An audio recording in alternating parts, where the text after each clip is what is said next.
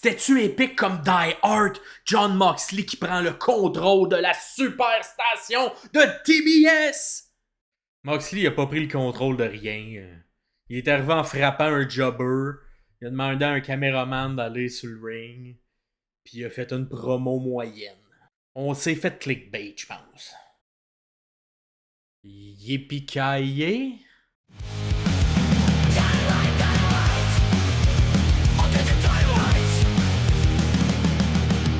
Bon matin, bonjour, bonsoir tout le monde et bienvenue à cette dégustation du Dynamite du 13 novembre 2024. Un Dynamite qui promettait beaucoup de choses et qui a livré pas grand chose. On va revenir sur tout l'épisode, mais avant toute chose, si vous êtes dans le coin de Montréal, je vous invite le 15 novembre, donc c'est ce vendredi, demain, à venir voir un spectacle d'humour avec, entre autres, Pierre, moi, Ariane Famlar et Pierre-Luc Racine au Jockey. C'est à 20h. Si ça vous tente de me voir faire des numéros d'humour, ben c'est le moment d'acheter vos billets pour le 15 novembre au Jockey. Sinon, de votre côté, il y a Pierre-Paul qui nous dit que MVP, quand il donne ses petites cartes, là, justement, il en a donné une à Mercedes Moné. Il a fait qu'elle rejoigne, elle et Camille, le Earth Syndicate. Donc, est-ce que ça va se faire, oui ou non? Fait que, petite théorie ici, à voir. Je pense qu'elle fit très bien dans le Earth Syndicate, si on veut un volet féminin. Donc, moi, je dirais plus oui que non là-dessus. Vraiment, Mercedes Moné risque de rejoindre, surtout qu'elle commence à se distancer, comme on va le voir dans l'épisode, à Camille. Et on va commencer ça, cette dégustation-là, avec l'ouverture du Dynamite. C'était un match entre une portion du Bang Bang Gang, donc Juice Robinson ainsi que Jay White, contre une espèce d'alliance temporaire entre Hangman Adam Page et Christian Cage. Évidemment, on avait tout le reste du patriarche qui était là aux abords du ring. Donc, le nouveau fils, Kip Sapien, Mama Wayne, Nick Wayne, tout le monde était là pour aider le paternel. Et justement, pendant une séquence en début de match, on a Nick Wayne qui a tenté d'aller s'attaquer à Juice Robinson, mais qui arrive pas de la foule? Eh bien, c'est Hook qui vient ramasser Nick Wayne pour l'empêcher et qui l'amène genre dans le noir, qui le fait sortir en fait de la salle. Donc, on sait pas qu'est-ce qui est devenu Nick Wayne, mais Hook s'en est chargé. Le match par la suite continue. On sait que Hangman Page, dans les dernières semaines, vend une espèce de petite blessure à la jambe. Fait que on a Jay White qui a attaqué cette jambe-là. Un match qui sera clairement pas un classique, mais qui était quand même correct à regarder. Le back and forth entre les deux équipes était plaisant. Et on a terminé ça avec le Dead Eye de Hangman Page. 1, 2, 3. Les méchants ont remporté ce match-là. À voir où ça s'en va, tout ça. Pour l'instant, on n'a pas beaucoup d'indices. D'après moi, on place un peu les cartes pour le futur Continental classique qui s'en vient dans 2 semaines. Par la suite, on a eu une entrevue backstage avec Mercedes Moné et ainsi que sa valet, Camille, qui servait pour l'occasion de porte-manteau. Moné laisse tomber son manteau, Camille le ramasse pas, elle chicane sa bodyguard. Et là, pendant qu'elle se vante, qui arrive pas dans le background? Eh bien, c'est Statlander qui s'en vient attaquer Mercedes Moné. Et on passe même à travers un mur. Bon, c'était un visuel qu'on a vu souvent les dernières semaines, la dernière année même de la All Elite Wrestling. Fait que c'est un petit peu moins surprenant. C'est quand même efficace, mais là, on commence à être sur le bord de trop utiliser les petits murs de 1 pouce de J-Proc pour faire avancer une rivalité. Donc, attention de ne pas abuser, Tony Khan. On retourne dans le ring avec Tony Schiavone qui fait une petite entrevue avec Will Ospreay, mais Will Ospreay dit que hey, je vais prendre le relais jusqu'ici parce que il appelle son ancien ami Carl Fletcher. Carl Fletcher y arrive. Et là, on a un segment micro quand même efficace. C'est sûr, ça révolutionne pas la lutte. C'est un peu le classique amitié, trahison. Je t'ai tout donné. Non, c'est pas vrai, tu m'as rien donné. C'est moi qui m'a monté où je suis. Tu m'as empêché d'avancer. Will Ospreay qui dit j'ai gagné partout. Carl Fletcher qui dit ben, moi j'ai pas gagné nulle part, mais dans le futur, je vais gagner partout. Bref, une petite altercation. On a senti à un moment Will Ospreay tenter de rentrer dans le côté personnel et émotif en disant qu'il regardait Carl Fletcher se raser les cheveux il y a 2 semaines. Et pendant qu'il regardait ça, il y avait son petit gars à côté qui tenait la main mais il s'était pas rendu compte qu'il tenait la main parce qu'il n'y avait plus de sensation dans son bras depuis qu'il s'est fait faire le Tiger Driver 91. Ça a plus ou moins marché, ce petit côté émotif de Will Ospreay. Mais la promo en tant que telle, bon, elle est correcte pour le fait de construire cette rivalité-là entre Kyle et Will. Après l'affrontement au micro, bon, on a un classique, hein, le clan de la Don Callis Family arrive et vient casser la gueule à Will Ospreay. Cependant, Will Ospreay, il y avait ses amis aussi, donc il appelle Hobbs, qui est rendu un ami de Will, parce qu'il n'est plus ami avec Don Callis, ça a l'air. Mark Davis est également dans le lot, bon, ça se tape sa gueule. Éventuellement, il y a Lance Archer qui est rendu dans la Callis Family. Donc, Roderick Strong, il y a un match qui suit, fait que Roderick Strong vient aider tout ce monde-là. Ça commence à se battre sur la rampe et on se rend backstage. Et là, il y a un arbitre qui arrive et qui dit let's go, on commence le match parce que c'est un Fall Count Anywhere. Donc, dans tout ce chaos-là, le match entre Roderick Strong et Lance Archer commence. Et là, bon, petite erreur, quand même une pas mal erreur technique. On arrive en arrière et là, il y a une partie du combat qui se fait avec cette image-là. Là. On est à la télé, c'est dans le noir. On va juste entendre du monde qui se bat dans le noir, qui... Je devine que Lance Archer fait un chokeslam sur Roderick Strong qui défonce une table, mais on le voit pas. Puis là, à un moment donné, quelqu'un se réveille en coulisses. Il faudrait ouvrir un spotlight. Fait qu'on rouvre le spotlight qu'on voit là. Fait que bon, petit botch ici pour la technique. C'était pas... et c'est le genre de truc qui revient souvent là, dans cet épisode-là. Les choses sont comme pas super bien attachées à quelques moments. On veut comme... On espère livrer niveau pay-per-view, mais on n'a pas tout attaché comme un niveau pay-per-view. Fait que ça donne ce genre de choses-là. Plus tard dans le match, on va se battre dans la foule. Et là, j'ai bien aimé la pancarte qu'on voit ici. Hein. J'ai conduit 30 minutes pour voir Lance Archer. Fait que je pense effectivement que c'est le bon nombre de minutes à conduire pour aller le voir. S'ensuit écoute, l'image est belle, un superbe chokeslam, mais encore une fois, ça n'a pas été tête au niveau de la technique parce que pendant peut-être un 15-20 secondes, t'as Lance Archer et Roderick Strong qui restent en équilibre, stand-by, sur la barricade, en attendant que les personnes de la sécurité arrivent, parce que je peux pas faire le chokeslam, bam, atterrir sur le béton. Fait que la sécurité arrive en retard, finalement elle arrive et on fait un super beau chokeslam dans la sécurité. C'est juste que c'était pas encore très fluide. Roderick Strong saute par-dessus la barricade éventuellement, fait son coup de genou d'en face et il va pour le tomber 1, 2 et 3. Remporte un peu quand même de manière précipitée. Là, il y a une pause à travers tout ça. Fait que c'est un petit peu le chaos. Évidemment, t'as MJF qui regarde ça de sa maison. Parce que là, Roderick Strong, c'est sa 3e victoire sur 3. Fait qu'il va affronter MJF lors de Full Gear. Et on va justement enchaîner avec le prochain match. Adam Cole, c'est son 3e match. Fait que lui aussi, s'il gagne, ben les deux vont affronter MJF à Full Gear. Pendant la petite célébration de Roderick Strong, il y a justement Takeshita qui arrive par en arrière, qui vient frapper Roderick Strong. Et on enchaîne le prochain match immédiatement entre Adam Cole et Takeshita. Et c'était, je crois, mon match de la soirée. C'était pas très long. Et c'était la première fois également que Takeshita et Adam Cole s'affrontaient. Et j'ai bien aimé leur chimie. Les deux tu sens l'expérience. Tu sens surtout Takeshita qui est très très bon ces temps-ci. Là. Il sort pas beaucoup de mauvais matchs. Fait que j'ai beaucoup apprécié le match qui a duré à peu près 10 minutes. On a eu des beaux super kicks de Adam Cole. On dirait que ça faisait longtemps qu'on ne l'avait pas vu dans cette forme-là. C'était le fun à voir. Le magnifique genre de German suplex, mais pris aux hanches, aux cuisses. Là, super bien fait de la part de Takeshita. Le sell de ce super kick-là de Takeshita qui se lance des câbles un peu en rebond et atterrit dans un super kick. Super bien fait. Très beau sell de Takeshita ici.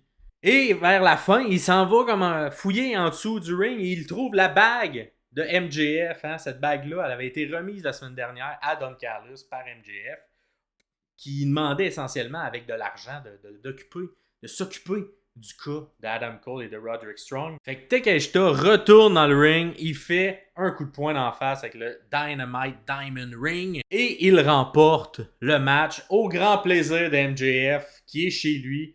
Et quand même surprenant, Adam Cole ne sera pas de cet affrontement-là. On s'attendait un peu à avoir un triple menace, mais finalement Adam Cole n'a pas réussi à gagner ses 3 matchs. Donc c'est seulement Roderick Strong qui va affronter MJF. Encore une fois, après le match, bon, il y a brouhaha, tout le monde arrive à attaquer à tout le monde. Et là, sur la rampe, on a Takeshita qui se fait rejoindre par son futur opposant, Ricochet, qui vient y faire un super kick d'en face et qui pose avec la ceinture. Dans le ring, on est venu aider Adam Cole, fait que c'est Roderick Strong qui est venu, ainsi que Kyle O'Reilly, hein, quelque chose qu'on n'avait pas vu depuis longtemps, la réunion du Undisputed Era de la NXT. Donc, on les réunit cette fois-ci à la All Elite Wrestling. Adam Cole propose sa main, mais Kyle O'Reilly, un peu surprenamment, parce qu'il est venu les aider juste avant, quitte fâché, ne veut pas donner la main à Adam Cole. Donc, c'est un peu comme s'il était venu aider Roderick Strong, mais ça fait pas non plus trop de sens, ça. Fait que, bon, écoute, c'est bizarre. On aurait peut-être dû tout de suite aller, OK, on est rendu un clan, on reforme le clan, mais on veut créer une petite tension encore. Donc, on dirait que c'est comme un détour qu'on n'avait pas de besoin dans cette histoire-là. On retourne en coulisses avec René qui fait une entrevue avec Bobby Lashley et le reste du Earth Syndicate. Mais MVP, il aime pas ça, les questions, puis la manière que René a fait ça. Fait qu'il prend le micro, puis il dit « Je vais te montrer comment faire ». Puis là, il hype, si on veut, Bobby Lashley, puis il dit à quel point, comment ça va être de détruire Swerve Strickland et tout et tout. Donc, j'aime ça, c'est une tactique qu'on voit souvent, Paul Heyman la faisait souvent. Prendre le micro des mains de quelqu'un qui pose des questions pour les poser à sa place. Ça fait du bon cheap heat et MVP est super bon dans ce rôle-là.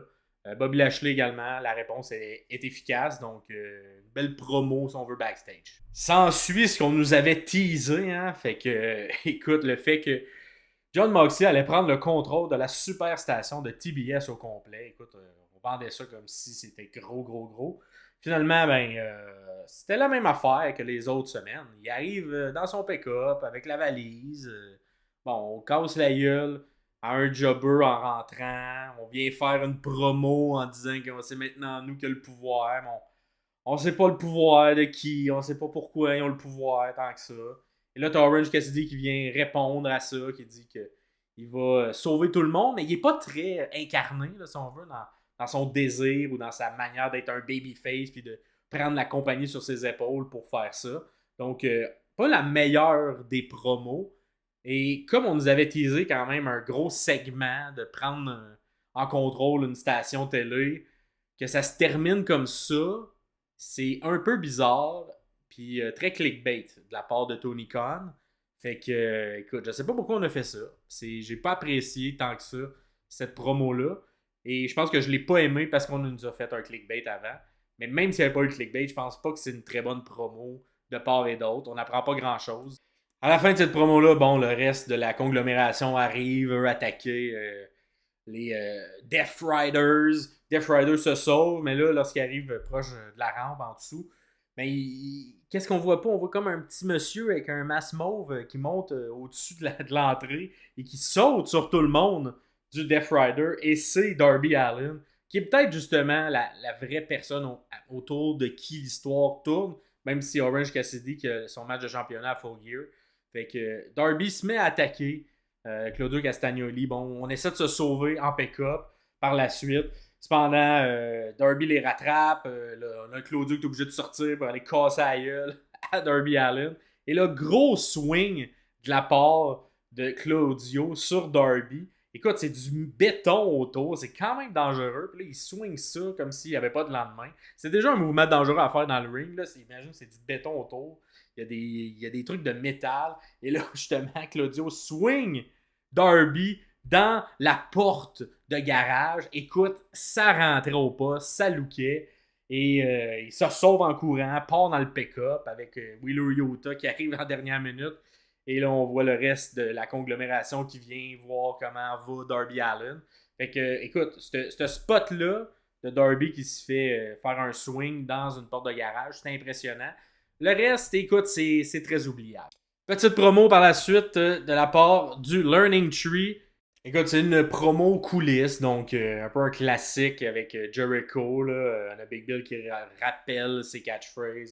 On officialise le match entre Tomohiro Ishii et Chris Jericho. Donc Chris Jericho qui hype un peu tout ça. Donc ce sera dans 2 semaines à Dynamite à Chicago. On officialise également que la Continental Classic va recommencer dans 2 semaines. justement à ce Dynamite de Chicago-là. Donc, ça nous a donné des matchs quand même le fun l'an dernier. Fait que j'espère qu'on va être encore capable de retrouver la magie qu'on avait eue la première fois avec ce tournoi Continental Classic. S'ensuit le match de Britt Baker, que ça fait longtemps qu'on ne l'avait pas vu. Donc, elle revient et elle affronte Penelope Ford. Écoute, un match qui passera vraiment pas à l'histoire. Une belle fin, par contre, avec un beau sell de la part de Madame Ford sur le lockjaw de Britt Baker. Donc, elle tape rapidement et l'espèce de peur et détresse dans les yeux de Penelope Ford, ça a été bien fait. Après le match, on a Serena Deebs qui vient un peu teaser Britt Baker. Donc, c'est probablement un futur affrontement entre les deux madames. Parlant d'affrontement avec des madames, écoute, on a une... comment expliquer ça? Une promo avec le retour de... On a une promo de Mina Shirakawa qui met ses atouts en valeur, évidemment, comme elle le fait souvent. Et elle est interrompue lors de son entrevue avec René. Quand même un bon anglais, d'ailleurs, de la part de Mina. Là. C'est une des japonaises, je trouve, qui a le meilleur anglais. Elle est cependant interrompue par Harley Cameron. Et là, s'ensuit une espèce de confrontation. C'était très comédie, là, où les deux un peu se challenge pour un match à Collision. On a Harley Cameron qui dit ça va être tits contre tits parce que les deux madames, écoute, mettent de l'avant leur poitrine. Ça se finit avec les deux qui font aller leurs atouts devant la caméra au grand désespoir de René Paquette qui essaie de comme écoute, arrêtez de faire ça. C'était quand même bien fait et drôle. Fait que écoute, c'était ça, c'était unique. Les deux madames s'assument. C'est clairement fait dans un angle comédie, donc écoute, c'est drôle. Fait qu'ils vont avoir un match ensemble ce samedi à Collision. Prochain match encore, une première fois, parce qu'on va avoir Swerve Strickland contre Lio Rush. Écoute, et encore une fois, c'est le genre de match qui manque un peu de finition et de fluidité. C'est deux très bonnes athlètes, mais à plusieurs moments, tu sens qu'il y a du sable dans l'engrenage entre les deux. Les mouvements ne sont pas full fluides, on se comprend plus ou moins dans certaines transitions. C'est comme si au niveau du booking, on en a mis trop pour le nombre d'heures qu'on a pratiqué à vraiment faire ce match-là. Il y a quand même des bons moments. Là, on a entre autres une fois où Lio Rush saute entre la deuxième et la troisième corde, puis au même moment, Swerve Strickland saute également et on atterrit les deux face à face sur les pieds à l'extérieur du ring. C'était quand même efficace ça.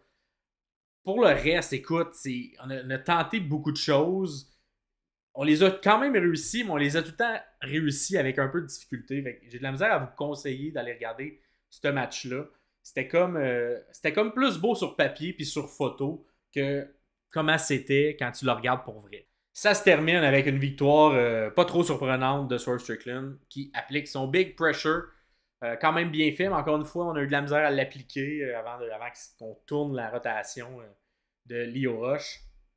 Après le match, MVP arrive, vient un peu narguer. Bon, Swerve également là, appelle Bobby Lashley à venir parce qu'ils veulent se battre tout de suite. Bon, ils vont-tu se battre tout de suite? Vont-tu pas se battre tout de suite? Écoute, il enlève son jacket. Et oui, ils vont se battre tout de suite. Fait qu'un espèce de beatdown parce que Shelton Benjamin vient attaquer par derrière. Le Hurt Syndicate mange tout rond. Prince Nana ainsi que Swerve Strickland. Donc ça se termine comme un peu ça s'est terminé lors de leur dernière altercation avec Swerve qui est tout détruit, Prince Nana tout détruit et le Hurt Syndicate qui est sur le top et qui domine. Fait que écoute, c'est textbooks, lutte 101, on fait pas trop de flafla, de la promo de méchant, on sait qui est le méchant, on sait qui est le gentil. Fait que hâte que le match arrive éventuellement parce que là on se recycle un petit peu au niveau des promos. On retourne en coulisses avec Jamie Hayter qui se fait interviewer par René. Écoute, pauvre Jamie Hayter, elle a comme perdu beaucoup de momentum depuis son retour. Elle a également changé un nouveau packaging. Les cheveux sont différents. Est-ce qu'elle va être capable de retrouver le momentum qu'elle avait à l'époque lorsqu'elle était associée à Britt Baker? Je sais pas, je lui souhaite. C'est quand même une très bonne lutteuse. Et pendant cette promo-là, c'est comme coupé par une vidéo de Julia Hart, que ça fait longtemps qu'on n'avait pas vu, qui est comme dans son lit. Et là, c'est un promo un peu cryptique, un peu horreur. Elle a du sang sur la chemise, elle reçoit un appel, il n'y a personne vraiment qui est là. Quelqu'un lui donne son chapeau puis un arc. C'est un peu bizarre. Ça me laisse présager qu'on va avoir un programme entre Jamie Hayter et Julia Hart.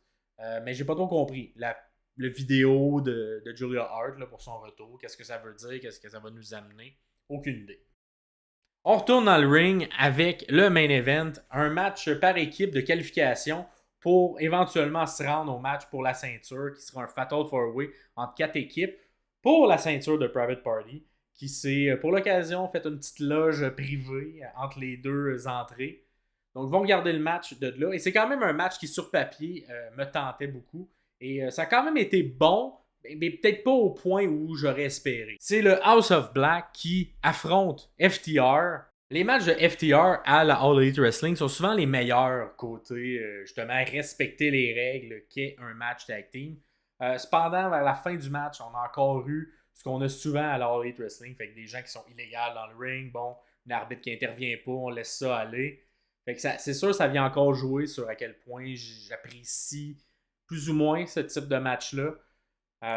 Le match entre les deux, il est correct. Il est pas mauvais, mais on dirait que je m'attendais à plus de ça. Ce que j'ai apprécié par contre, c'est qu'on n'avait aucune idée qui allait remporter ce match-là, parce que les deux avaient du sens. Je pense même que je penchais davantage du côté de FTR. Surprenamment, le match se termine par un mouvement qu'on voit pas souvent, mais qui est une prise du sommeil de la part de Brody King qui endort Dax. Le House of Black se qualifie donc pour le futur Fatal 4-Way pour la ceinture de Private Party. Quand même surprenant comme résultat. C'est sûr qu'on voit un petit peu tantinet moins ces dernières semaines, derniers mois.